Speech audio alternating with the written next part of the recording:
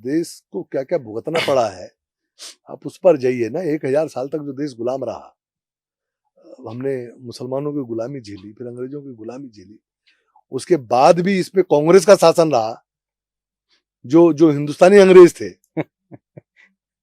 अब तो बड़ी मुश्किल से 2014 के बाद तो हम हिंदुस्तानी बन पाए, तब तो हिंदुस्तान के मान्यताओं पर बात हो पा रही है, सनातन की बात अब हो रही है, नई एजुकेशन पॉलिसी की बात अब हो रही है, गुरुकुलों की बात अब हो रही है, तक्षशिला अब ठीक हो रहा है, नालंदा अब ठीक हो रहा है।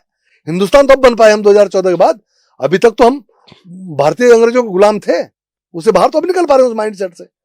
और अब हम निकल रहे हैं तो हमको विरोध भी झेलना पड़ रहा है, क्योंकि वो गुलाम आज भी हमको गुलाम बना के रखना चाहते हैं। वो लोग, वो आज भी हिंदुस्तान की मानसिकता को गुलामी में रखना चाहते हैं।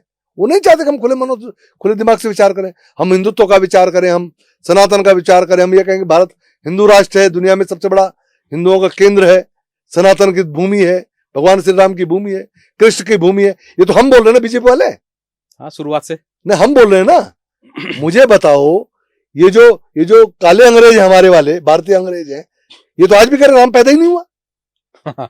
अब बताओ ना मुझे, ये तो आज भी कह रहे हैं। हाँ, उनको काल्पनिक बताया कसाब हमको मारने आ रहा है, ये आज भी उसके वकील बनके खड़े हैं। इनका कन्हैया वहां हिंदुस्तान के खिलाफ नारे लगा रहा है, पाकिस्तान की बात कर रहा है, ये तो आज भी वहां खड़े हैं भाई।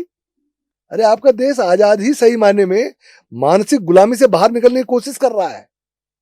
ये हिंदुस्तान की जनता को भी समझना पड़ेगा इस मानसिक गुलामी। आज भी मोहम्मद दीपक जो है राहुल गांधी का वीआईपी होता है, क्योंकि दीपक ने मोहम्मद लिख दिया आगे। अगर सिर्फ दीपक कश्यप होता तो राहुल गांधी के जिस स्ट्रीट में वो रहता है ना, जिस क्षेत्र में वो रहता है, 5 किलोमीटर के अंदर नहीं आ सकता था। लेकिन उसके बगल में बैठ के उसे गले मिलकर इसलिए आ रहा है क्योंकि मोहम्मद लिख गया, वो मोहम्मद हो गया। तो आज भी इस गुलाम मानसिकता से इस देश को बाहर निकालने का काम हम लोग कर रहे हैं। कांग्रेस आज भी हमको वही पीछे ले जाकर खड़ा करना चाहती है। इसी बात का तो द्वंद्व है, बाकी द्वंद्व किस बात का है। लेकिन देश की जनता ने तो कांग्रेस को बहुमत दिया ही नहीं है पूरी तरह। आप तो बीजेपी को दे दिया है, सब कुछ बीजेपी के हाथ में है। परिवर्तन दिखाई पड़ रहे हैं।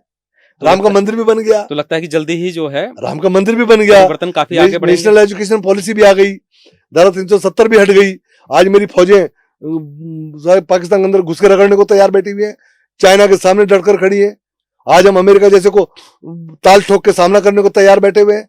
रसिया हमसे दोस्ती करने को बैठा हुआ है, ब्राजील हमारे पीछे घूम रहा है, इजराइल हमारे पीछे घूम रहा है, सऊदी हमारे पीछे लगा हुआ है। यही तो परिवर्तन है भाई।